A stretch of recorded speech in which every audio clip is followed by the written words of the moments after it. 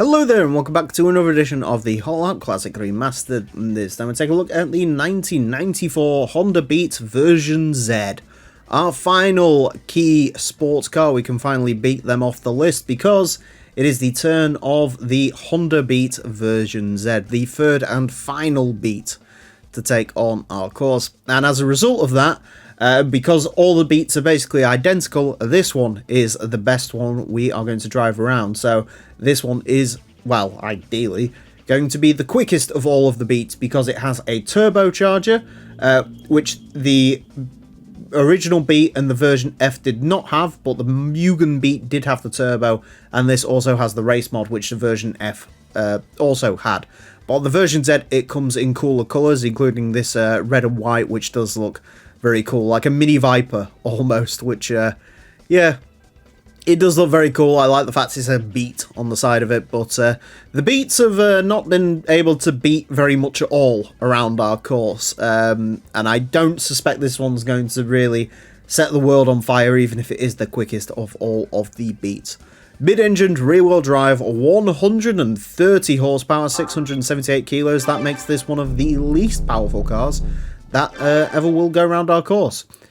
Anyways, to find out just how slow the Beat version Z is going to be, it is going to have 6 laps of the Motorsports Land track in order to set the best time it possibly can. God, this thing is slow. Our current leader is the Audi TT LM Edition. That car set a time of a 26.690. This car is not going to be able to set that in its wildest dreams. The quickest Beat is, unsurprisingly, the only one that came with the turbocharger. That is the Mugen Beat. That set a time of a 34.888. The standard Beat set a time of a 35.783. And somehow the version F, which is the naturally aspirated Beat but with race mod, was even slower than that. So this was one of the very few cars where, and to be honest with you, I can't be too surprised considering race mod adds downforce, which is the last thing this really needs. It did not add any lap time to it, so yeah.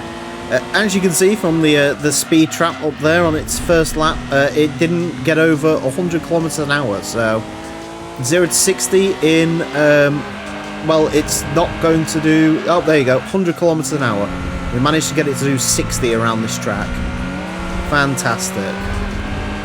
Or 62, sorry, I should say, technically. Come on, Beat. So 34.88 to beat, 88888 to beat in this one, and I hate driving it. So the Beat, it sort of pains me to say because I like the Beat, don't get me wrong, and in real life these things are very fun and interesting and quirky, but in the game it is a painful vehicle to drive. It is basically all of the worst points, if you will. It is very down on power, naturally, because it only makes 130 brake horsepowers. It is very down on power. It is mid-engine rear-wheel drive, which is basically the worst drivetrain for this course. Key cars are just not very quick anyway. It really is just sort of the worst of all worlds, basically. And the worst bit is in this one is I don't even think the gearbox is particularly great. I've never noticed the Beat running out of ratios, but apparently in this case maybe it is. I'm having to like use second a little bit. I was trying to see if I could take that without the brakes. The answer to that was no. Nope, brakes are important. Alright, final lap for the Beat version Z. Come on, Beat. Let's beat your previous time. Yeah, God, that third gear is so slow through there. The thing is, second gear doesn't even accelerate up to particularly fine levels. Oh, there we go. Saved ourselves a good amount of time there.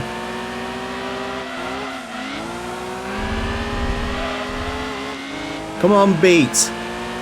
34.730. We'll take it. We'll take it. That's not a quick time. That's really not a quick time for our course. But yeah, it's not really got the ratios. It's slow. It's just not a good car at the end of the day. Which is a shame, because again, I am a big fan of the Honda Beat. All it can really do is make a lot of noise. Compared to the AZ1 from last time, which was very sort of quiet and mundane, this is loud. It's a very loud vehicle. But 13.564, yeah, I think possibly there's some time on the board for this one. Though it is also a difficult car to drive, which doesn't really help. It was the same sort of the AZ1 last time, where because it's mid-engined and also the gear ratios, especially on this, aren't very good. It's actually quite a tricky car to sort of judge as you're going around as well. So yeah, not particularly ideal, but we did get there in the end. A 34.730 will place this into 451st place. It beats the Mugen Beat, so it's Mugen Beated, something else. It is quicker than the Mazda Roadster D-Right, quicker than the Honda Life T, quicker than the Honda Beat, and the Honda Beat, and the Prius, and the Move CX, Dodge Opti Clubs, Daihatsu Opti Club Sport, and the Subaru 360. I really wish I could learn how to speak someday. It is very slightly, it is 0.6 down on the Mitsubishi Minica, almost a full second down on the Suzuki Servo Mode SR4, over a second down on a Daihatsu Miura TX 4-wheel drive. It's not a quick car or a nice car to drive, and as much as I'm a huge Honda fan, it does fill me with joy to say that is the final Honda Beat I ever have to drive around this course. Another interesting note as well is the Beats are beaten substantially by over 2 seconds to their crossover future, which was the Honda Z Turbo, which basically used the sort of chassis of the Beat and then sort of became a crossover. That's 2 seconds quicker than this. So yeah, buy a Honda Z Turbo, skip the Beats. There's definitely better ways to beat the game. Beaten.